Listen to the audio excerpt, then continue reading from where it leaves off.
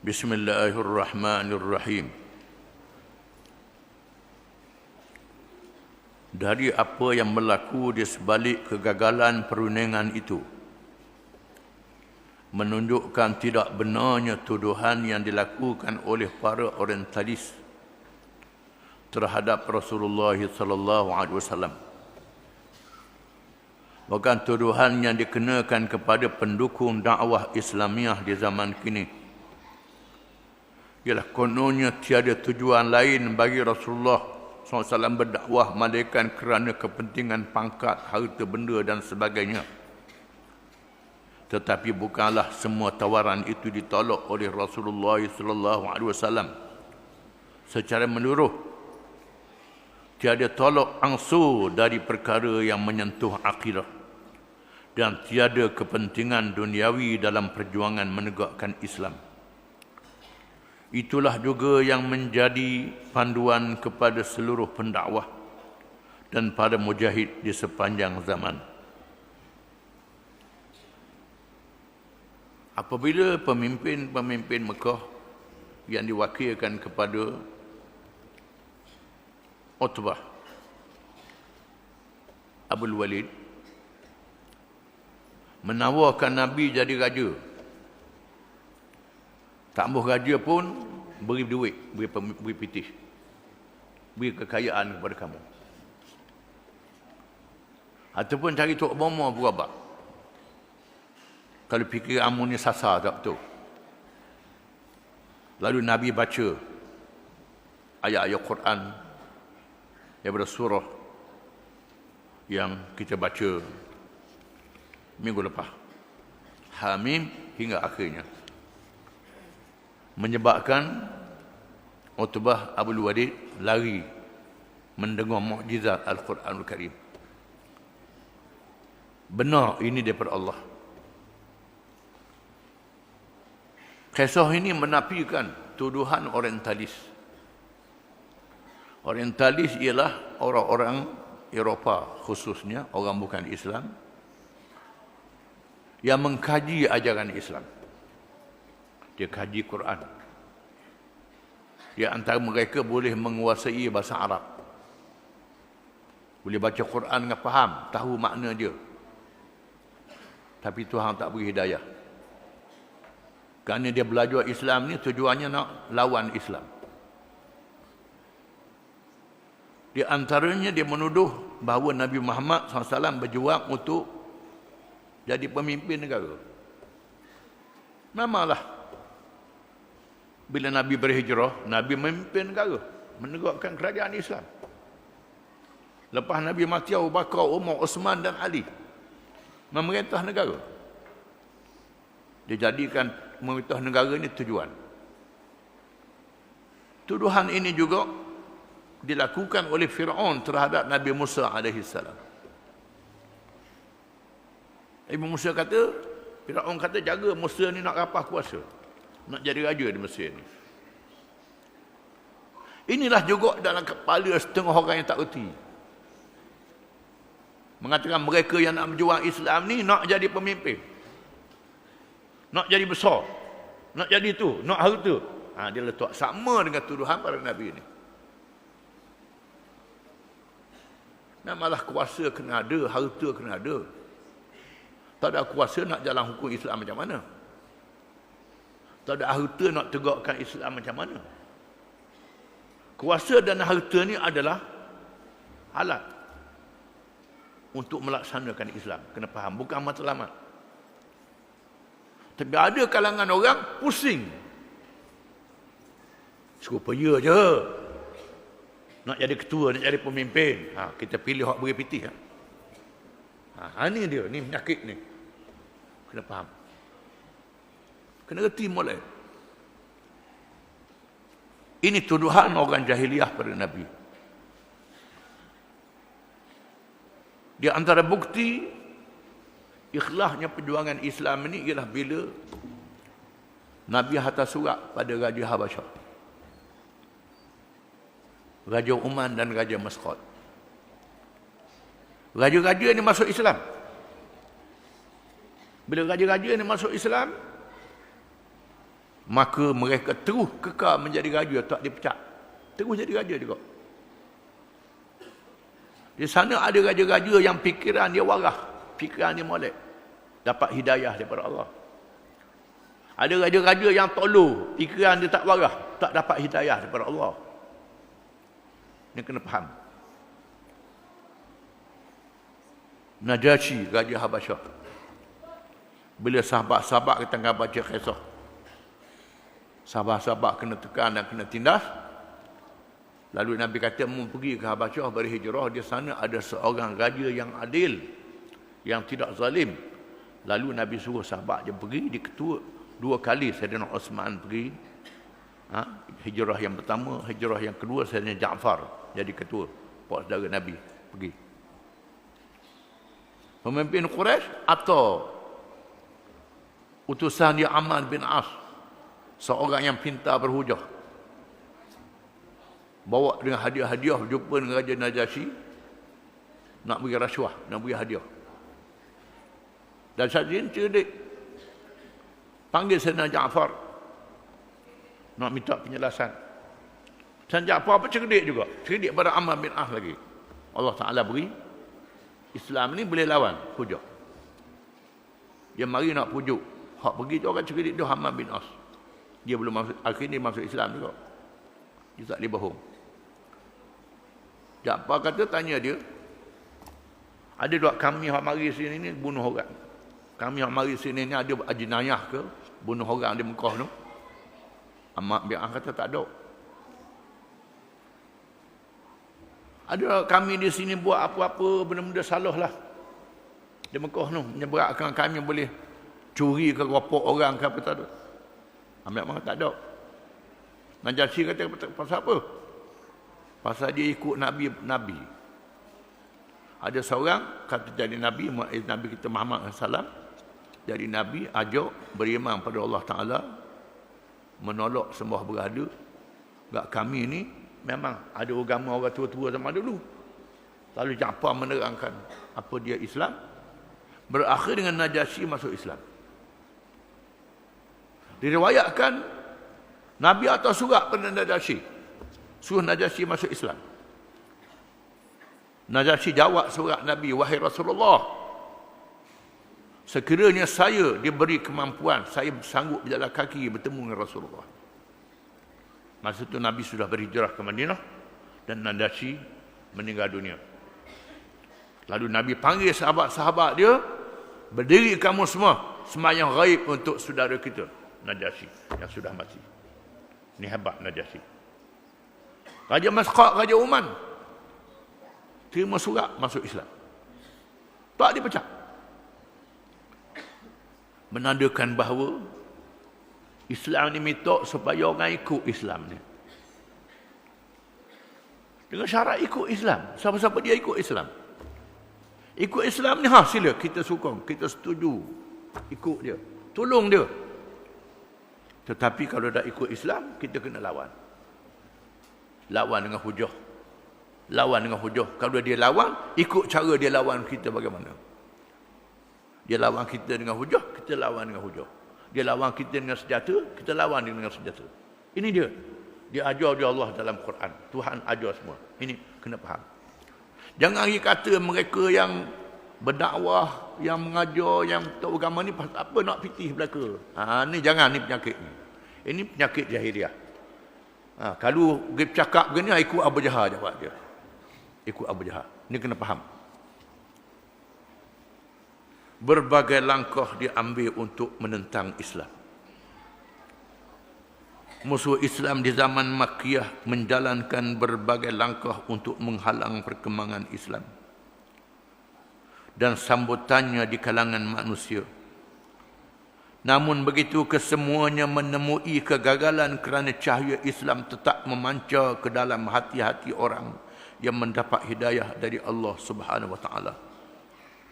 Untuk menjadi renungan kita terhadap tentangan yang dilakukan kepada Islam.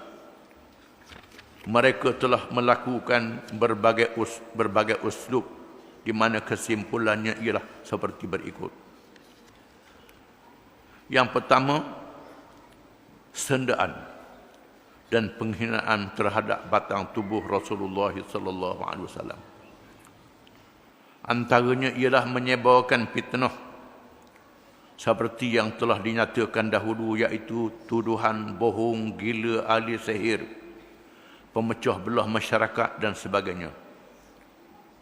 Tujuan-tuduhan tersebut semata-mata ialah untuk melumpuhkan semangat orang-orang yang telah Islam dan menghilangkan kepercayaan kepada orang-orang yang belum Islam. Tujuannya bukan dia tak tahu Muhammad ni adalah benar. Muhammad ni adalah cerdik, Muhammad adalah bijak. Yang bohongnya dia. Dia yang bohong, puak-puak dia bohong. Dia tahu Nabi Muhammad ni adalah benar. Dia kata ni Muhammad bohong. Dia sebar pada orang ramai supaya orang jangan ikut Nabi. Padahal dia yang bohongnya. Ini dia. Macam kaum Nabi Syuaib. Kata Nabi Syuaib dan pengikutnya, innakum unasun yatatahharun. Mu ni adalah orang-orang yang baik. Mu ni bersih, tapi aku tak boleh ikut mu. Pelik pada kami semua. Ini dia. Orang yang nak ke Islam ni juru bagus. Tapi dia sebarnya kata bohong, kata jahat, kata sihir, kata macam-macam. Tujuannya ialah untuk fitnah. Ini dia. Dua, coba mengelirukan ajaran Islam dengan menimbulkan berbagai da'ayah-da'ayah palsu. Di antara yang mereka menyatakan ajaran yang dibawa oleh Nabi SAW itu berlainan dengan apa yang dipasakai oleh nenek moyang mereka. Berlainan dengan agama yang dibawa oleh orang-orang dahulu. Menyebarkan fitnah bagi mengelirukan orang daripada menerima Islam. Malah mereka menuduh Al-Quran itu sebagai rekaan dongeng dan sebagainya. Yang kedua, mereka kelirukan orang antara dengan hujah ajaran Nabi bawa ni lain pada datuk nenek zaman dulu. Datuk neneknya kalau kena baca daripada Adam. Adam adalah Islam. Lepas tu sesak mari Nabi Nuh. Nuh adalah Islam. Lepas tu sesak pula mari Nabi Ibrahim, nama Nabi, sesak pula. Dia baca hak datuk nenek orang sesak ni. Ini dia. Kalau ikut asal manusia ni adalah Islam. Jangan baca orang putih karang. Orang putih karang manusia ni asal daripada binatang. Hak tu sembah batu. Ini lain. Manusia asal dengan Adam. Adam adalah Islam. Kena ikut hak Tuhan sebut dalam Al-Quran. Tapi puak-puak ni mengatakan bahawa ajaran yang hak Nabi bawa ni pelik pada orang tua. Ni. Kita pun ada juga level ni. Ada. Pak kita pun. Fir'aun, bila Nabi Musa bawa ajaran Islam, Fir'aun tanya Nabi Musa, bagaimana dengan orang dulu padamu? Hak dulu padamu macam mana mengata aku ni sesat? Hak dulu macam mana? Nabi kata itu dalam ilmu Allah Ta'ala. Itu kepunyaan Allah, bukan kerja aku. Allah yang buat kebicara dengan mereka. Aku bercakap ni hak ada hari ni. Yang sekarang. Tetapi kepada kalangan yang bodoh, yang tak baca sejarah manusia ni, terus berasa, pelik ni. Pelik pada orang tua-tua zaman dulu. Pelik pada orang tua-tua zaman dulu. Ini cara dia bawa. Yang ketiga, mengemukakan tawaran bertolak ansur dengan Islam. Supaya Rasulullah SAW mengakui kebatilan mereka atau mendiamkan diri terhadap kebatilan mereka. Mereka juga sanggup bersikap tolak ansur di dalam beberapa perkara asalkan Rasulullah SAW tidak membangkitkan perkara-perkara yang menyentuh soal akidah mereka. Umpamanya mereka mencadangkan supaya Rasulullah SAW menyembah Tuhan mereka dan mereka pula bersedia untuk menyembah Tuhan yang disebut oleh Rasulullah SAW. Yang kedua, ajak tolak ansur. Biarlah hari ni mu semayang ikut aku, sembah tokong. Esok kita pakat aku ikut mu pula, semayang ikut mu. Supaya agama ni.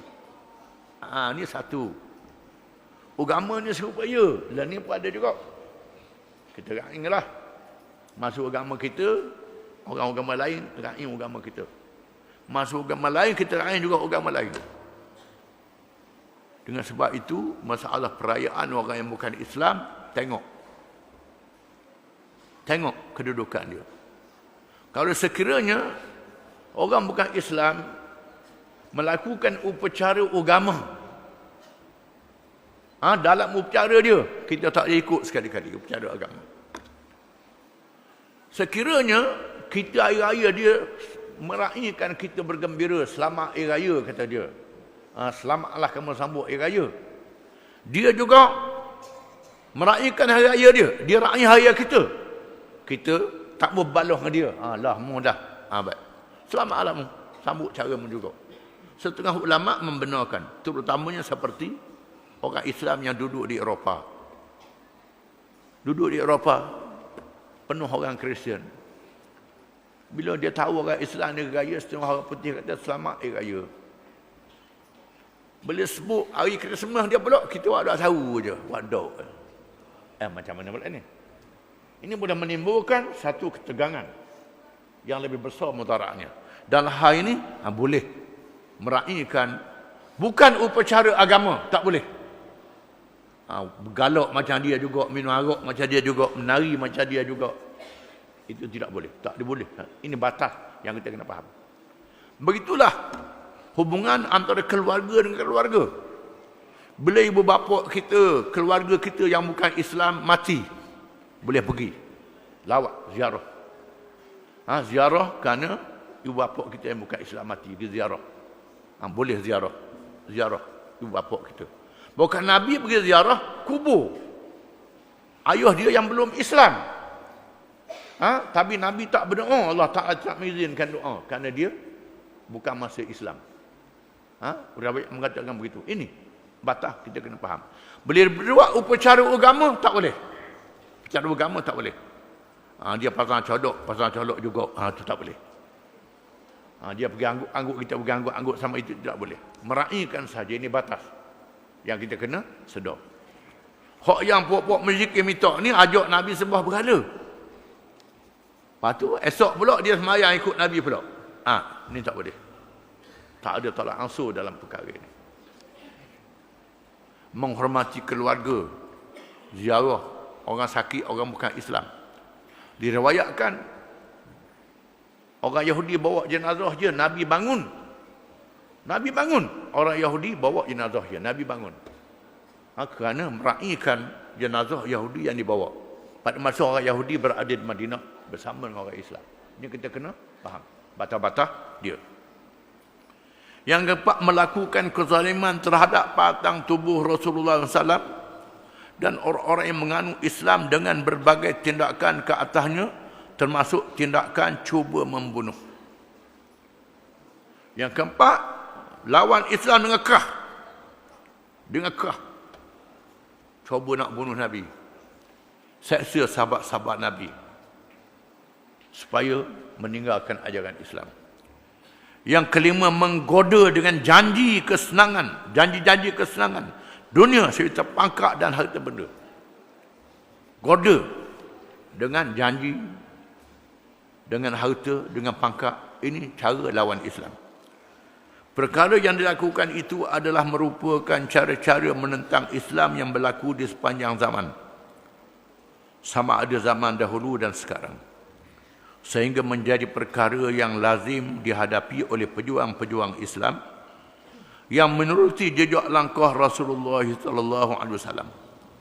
Sebagaimana ianya tidak menjejaskan perjuangan Islam di masa dahulu, begitulah juga ia tidak boleh menjejaskan perjuangan Islam di sepanjang zaman selagi Allah Subhanahu wa taala menentukan cahayanya tersebar di seluruh penduduk alam, seluruh pelosok alam ini.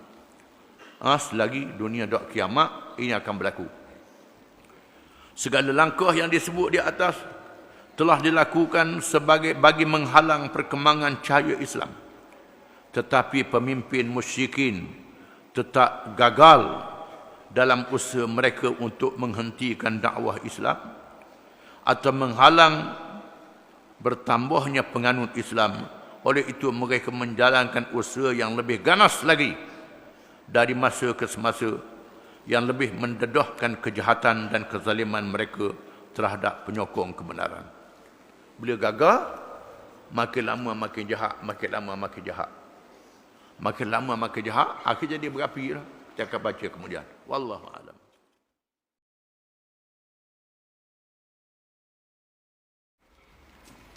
Bismillahirrahmanirrahim.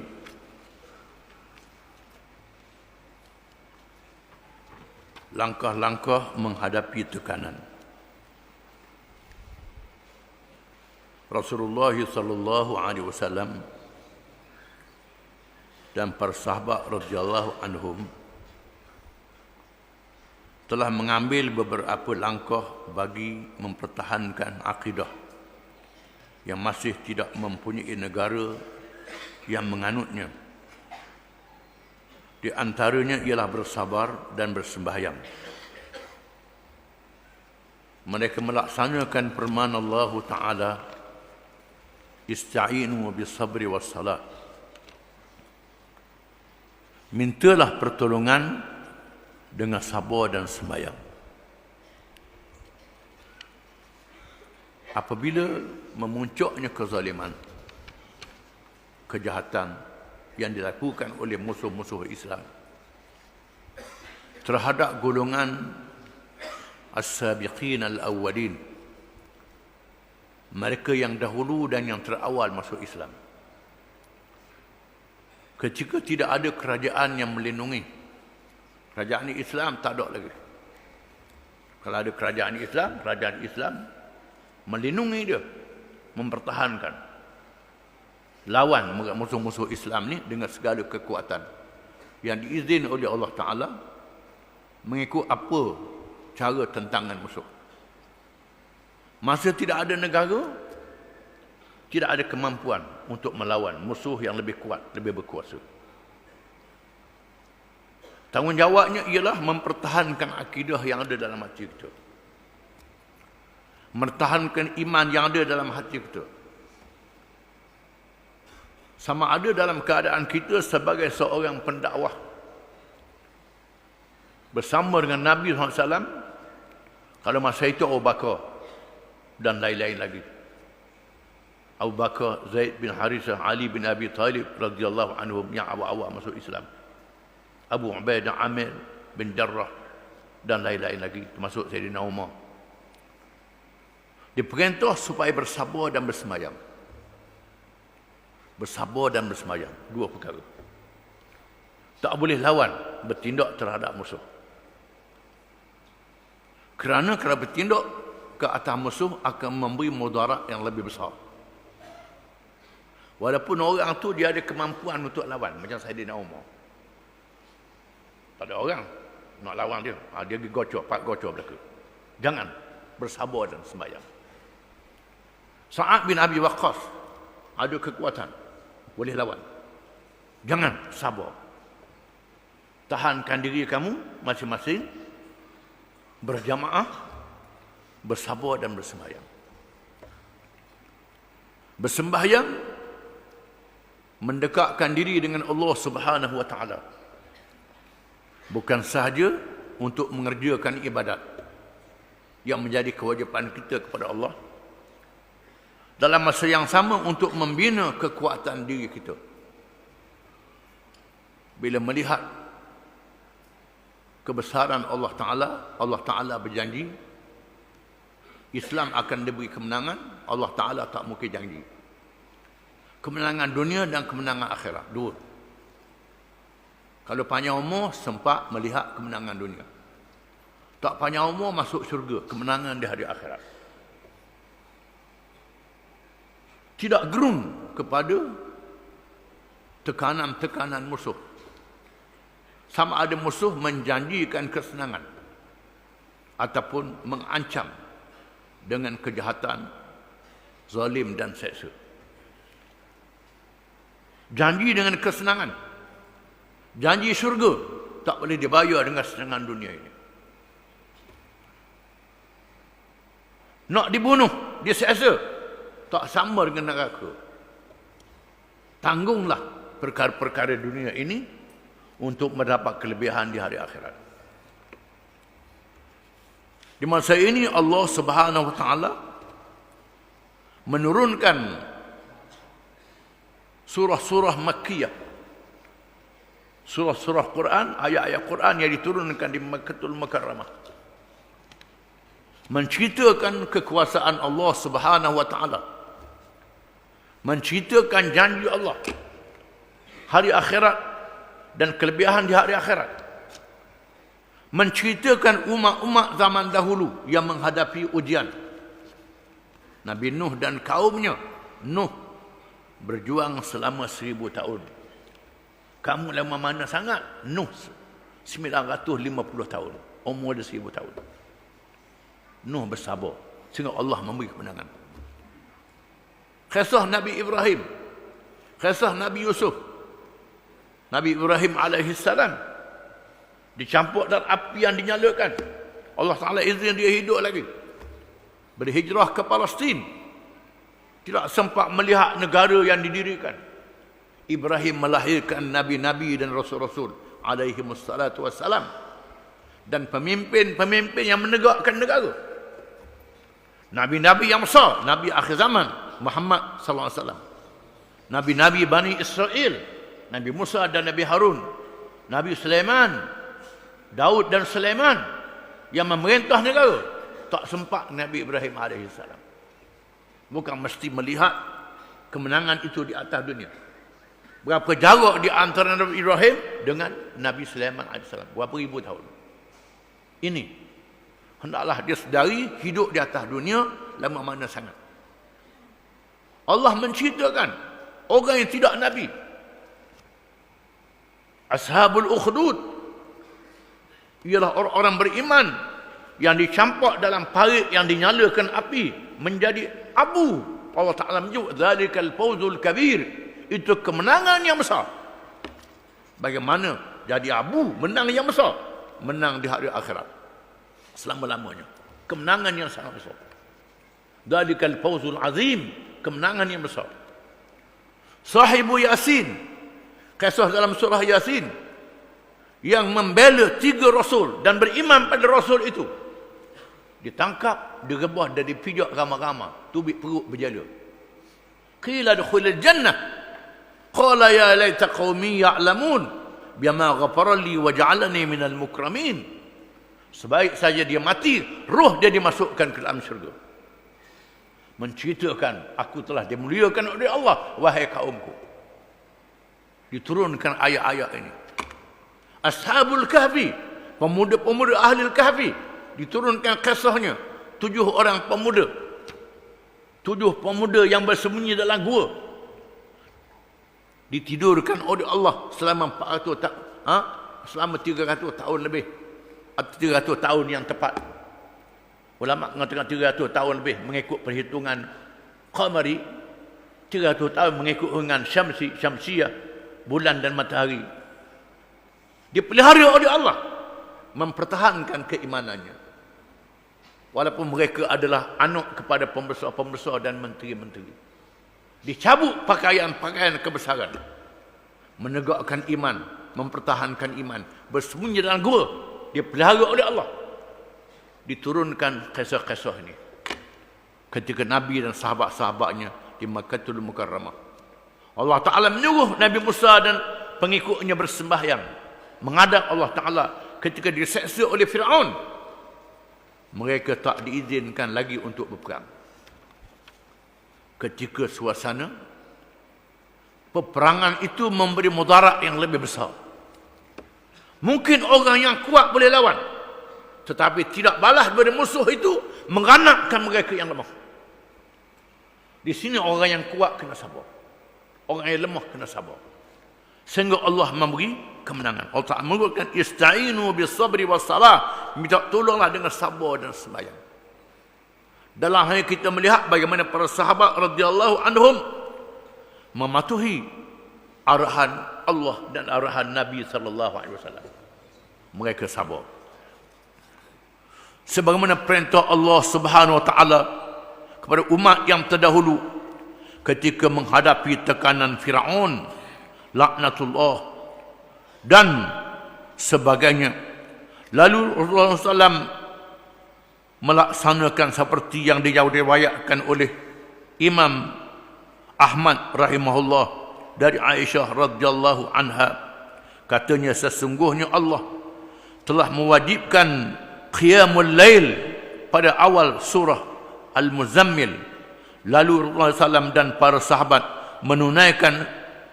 menunaikannya sehingga berbekas pada kaki mereka kerana banyak bersembahyang. Kemudian Allah meringankan kepada mereka pada akhir surah, iaitu qiyamul lail menjadi sunat. Belum lagi sembahyang 5 waktu pada masa itu. Sembahyang waktu malam 5 waktu tak ada lagi. Nabi suruh sahabat dia sembahyang, Nabi juga bersembahyang. Sembahyang di tempat yang tersembunyi, tak dilihat oleh orang. Apalagi sembahyang tempat yang sembunyi ini lebih mengasingkan diri dan hati menghadap kepada Allah Subhanahu wa taala. Bukan sembunyi dak balik-balik. Ada juga orang kuat tasawuf dah lalu tak mau campur dengan orang. Itu kepada mereka yang lemah.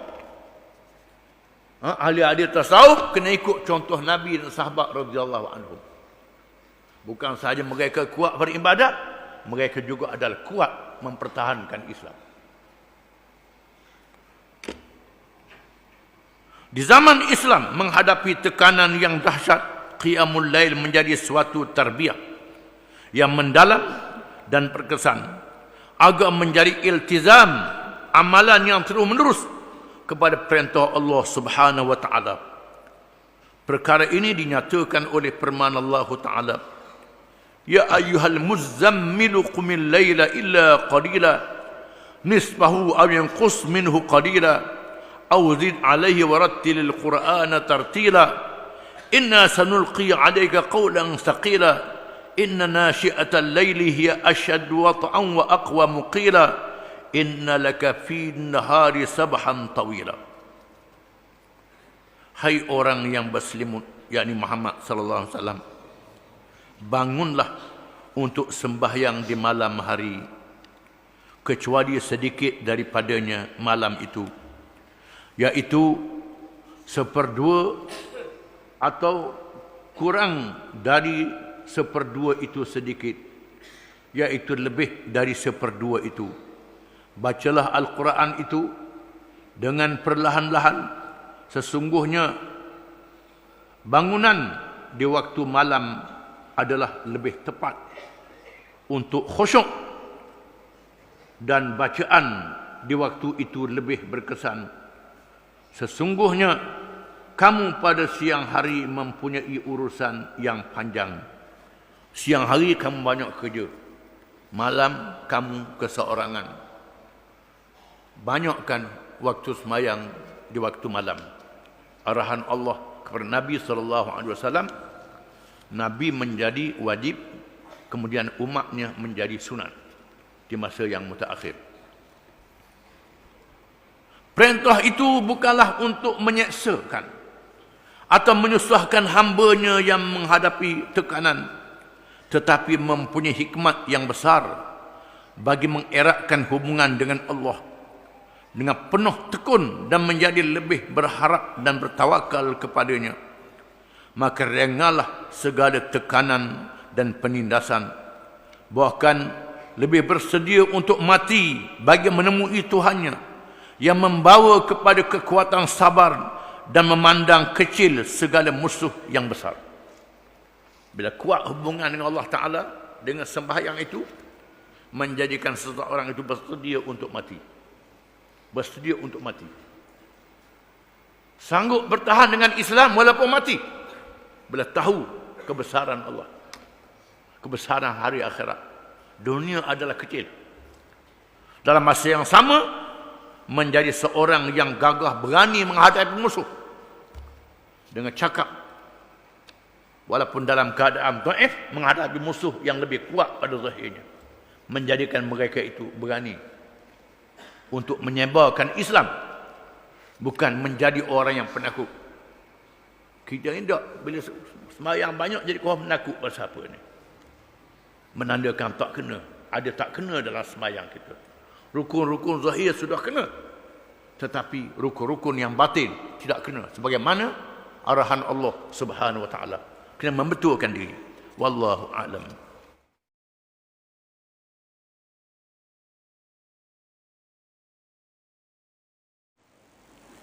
Bismillahirrahmanirrahim.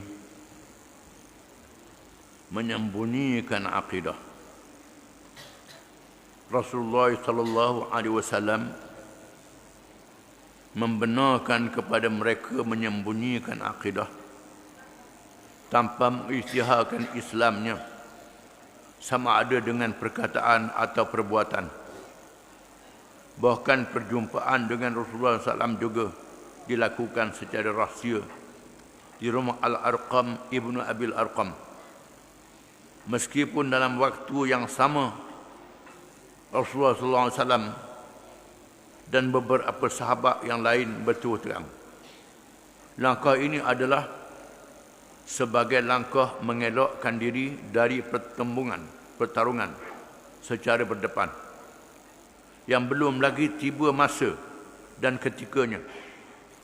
Para sahabat Rasulullah SAW telah bersembahyang dan berhimpun di tempat-tempat yang tersembunyi agar tidak dilihat oleh orang-orang musyrikin. Apabila berlakunya tekanan, kezaliman, ditangkap, diseksa, dibunuh terhadap sahabat-sahabatnya, maka Nabi SAW membenarkan mereka yang masuk Islam yang lemah ini menyembunyikan diri, bersembunyi, tak beritahu Islam dia, sembunyi, semayang bersembunyi, berjumpa bersembunyi, dan berjumpa dengan Nabi di tempat yang sembunyi. Orang tak tahu kecuali Nabi dan sahabat-sahabat yang kuat, yang pengaruh saja terbuka. Kerana masa itu masa zaman fitnah, kalau dilakukan terbuka menyebabkan tindak balasnya boleh menghancurkan mereka yang lemah, menyebabkan mereka keluar daripada Islam kerana tak tahan dan seumpamanya.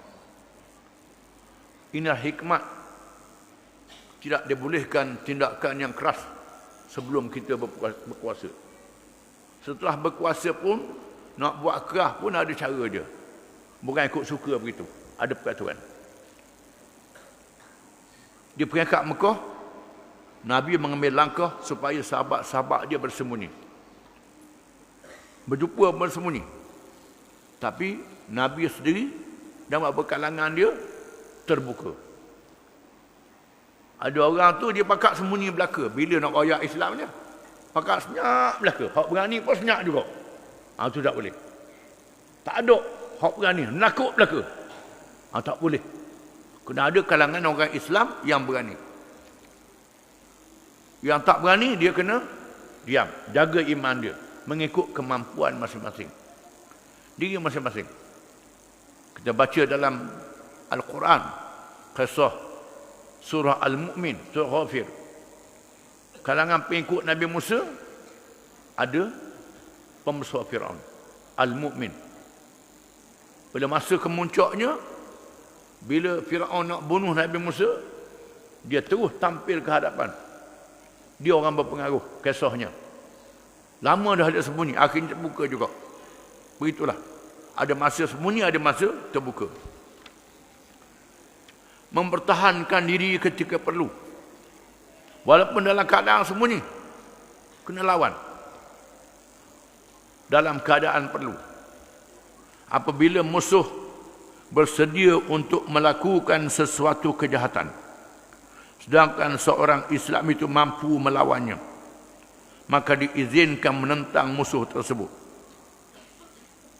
Bila dia seorang mampu, semuanya orang tahu musuh bertindak, dia mampu lawan, lawan.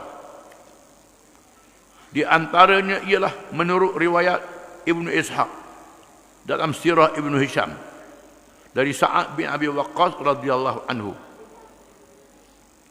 Dan sirah Ibnu Hisham menceritakan Sa'ad bin Abi Waqqas radhiyallahu anhu. Sedang Sa'ad bin Abi Waqqas dan beberapa orang sahabat sedang bersembahyang di suatu tempat yang tersembunyi. Tiba-tiba telah dilihat oleh orang-orang kafir musyrik Quraisy. Lalu mereka mempersenda-sendanya dan mahu menyerang. Lalu Sa'ad memukul salah seorang daripada mereka dengan tulang kering atau unta sehingga berdarah. Peristiwa ini telah menjadi peristiwa berdarah yang pertama berlaku di dalam sejarah perjuangan Islam. Kasusnya Sa'ad bin Abi Waqqas.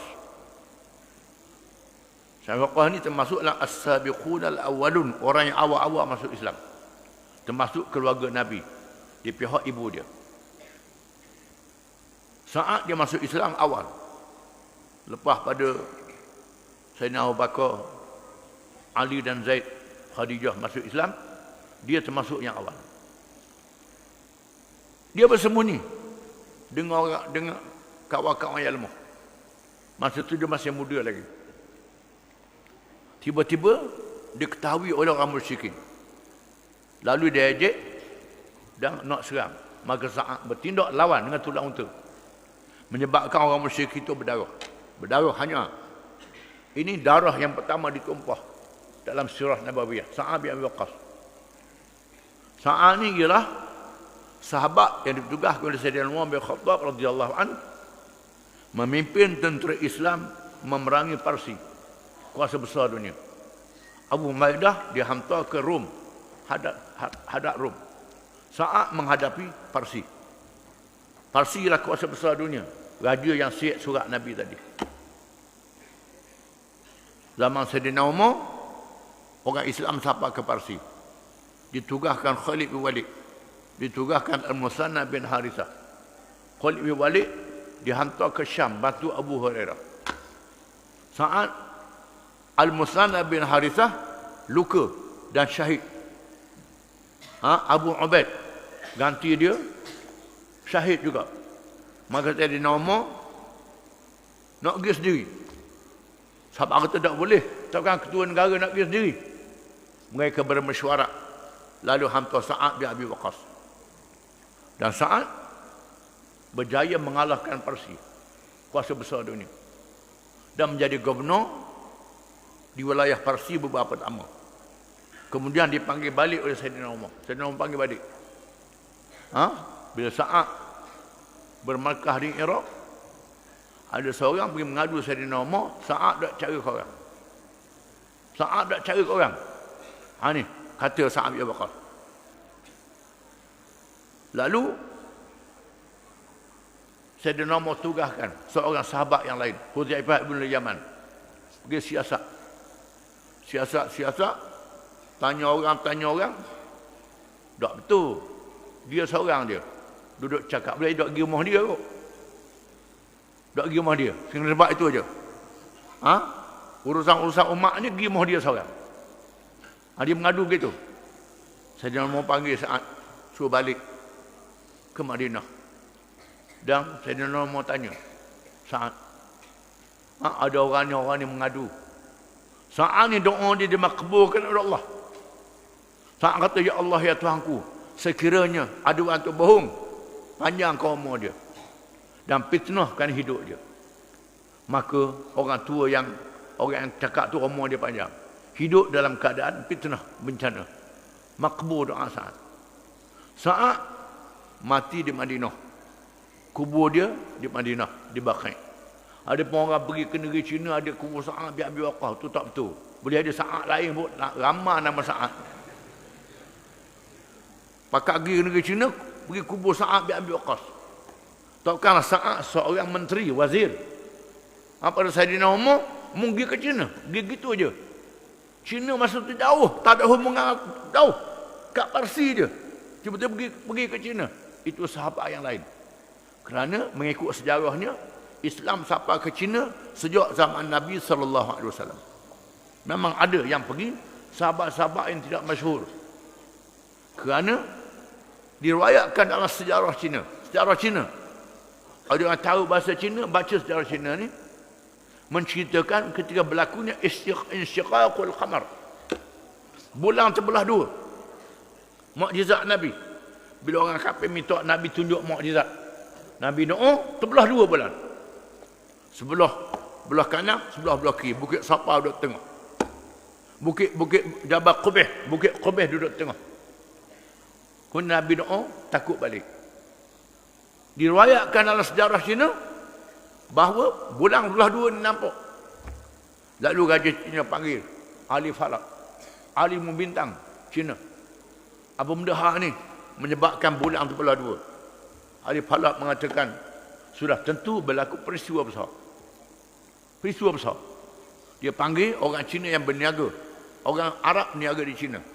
Dia siasat zahir Nabi di sana, menunjukkan bahawa Nabi sudah tahu zahir Nabi. Cina tahu kezahiran Nabi kerana mukjizat dia tunjuk gitu.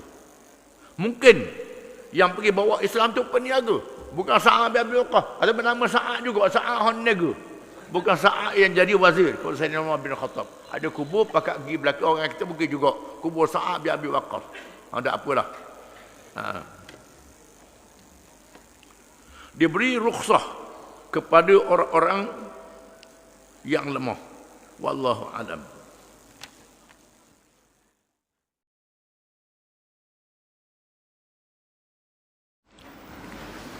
Bismillahirrahmanirrahim. Mempertahankan diri ketika perlu. Ini di peringkat Makkiyah, peringkat Mekah. Allah Ta'ala tidak lagi menurunkan ayat yang mengizinkan peperangan. Mereka disuruh bersabar, tidak boleh berperang lagi. Walaupun ada sahabat-sahabat yang sangat bersemangat nak perang bila-bila masa saja. Bila sampai ayat tu orang perang, pakat takut pula. Dasar kita lah, sahabat pun begitu. Kita ramai juga begitu. Ya ayyuhalladzina amanu lima taquluna ma la taf'alun. Kafarun indallahi am taqulu ma la yaf'alun. Innallaha yuhibbul ladzina yuqatiluna fi sabilihi saffan ka'annahum bunyanun marsus. Turun ayat ni, wahai orang yang beriman, jangan kamu cakap apa yang kamu tidak buat. Allah Ta'ala sangat murka mereka yang cakap apa yang tidak buat. Allah Ta'ala mengasihi sesiapa yang berperang pada jalannya dalam saf yang tersusun rapi. Ayat ini menegur para sahabat. Ketika peringkat awal, ramai yang semangat tinggi ini nak ajak perang dia. Mari perang, mari perang. Bila Allah Ta'ala turunkan ayat perang, barulah ramai kecup tu pula. Apa lagi musuh lebih ramai. Berlaku begitu. Itu zaman Nabi.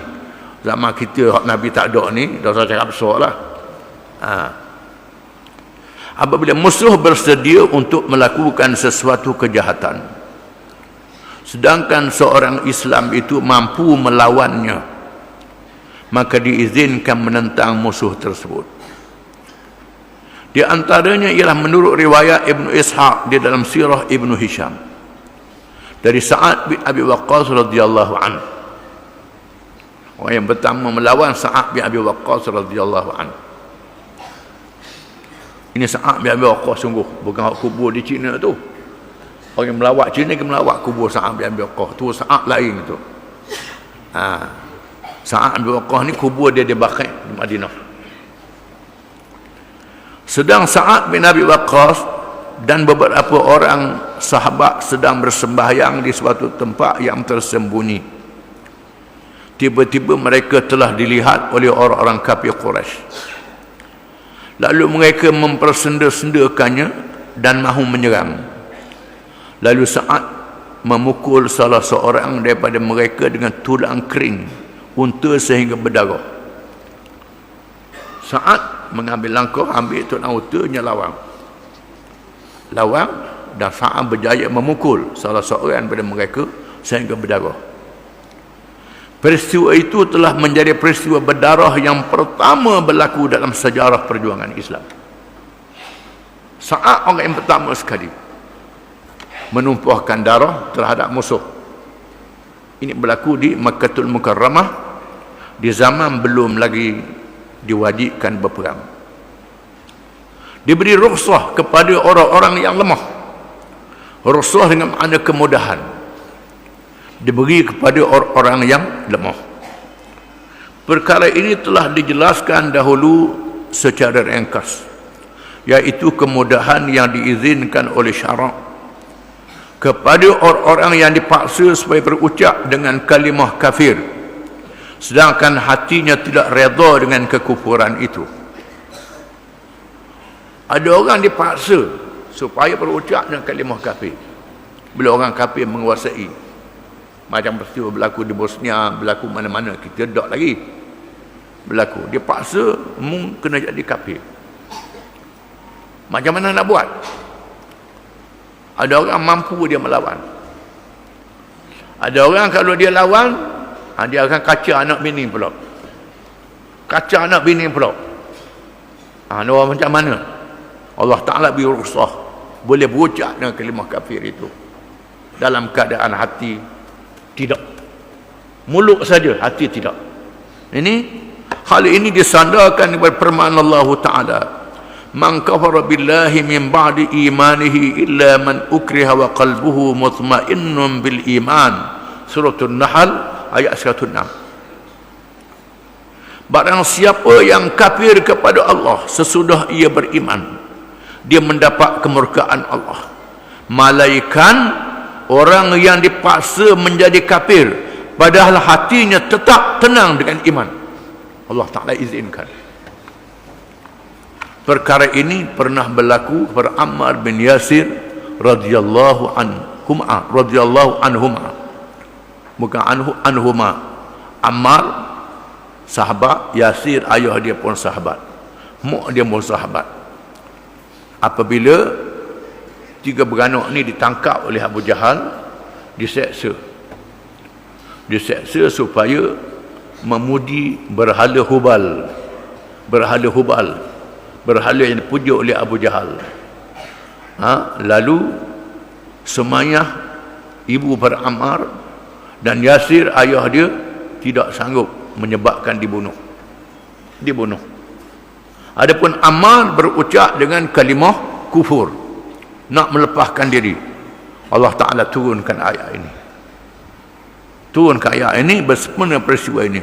Rukhsah tersebut diberi dengan syarat hatinya tidak sekali-kali redha dengan kekufuran itu, dan perasaan itu tidaklah dapat menguasai hati. Perasaan itu telah sampai ke peringkat yang sebenar, iaitu ia diseksa ke peringkat yang dahsyat dan diancam dengan bunuh.